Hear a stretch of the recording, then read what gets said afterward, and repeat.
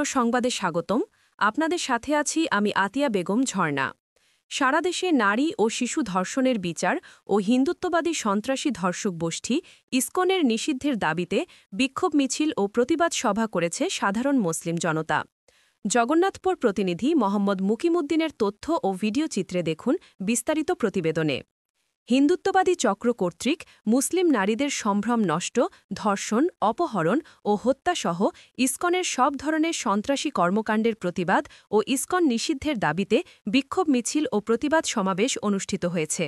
শুক্রবার ৩১ অক্টোবর বাদ আসর সুনামগঞ্জের জগন্নাথপুর উপজেলার কলকলিয়া ইউনিয়নের কলকলিয়া বাজার ডায়মন্ড কমিউনিটি সেন্টারের সামনে কলকলিয়া ইউনিয়নের সকল সাধারণ মুসলিম জনতার আয়োজনে আখলিস শাহ হাতিয়া মাদ্রাসার সুপার মাওলানা আবু সাইদ সৈয়দ এর সভাপতিত্বে ও কলকলিয়া ইউনিয়ন ইমাম মুয়াজ্জিন পরিষদের সাধারণ সম্পাদক সাইদুর রহমান নোমানীর পরিচালনায় বিক্ষোভ মিছিল ও প্রতিবাদ সমাবেশ অনুষ্ঠিত হয়।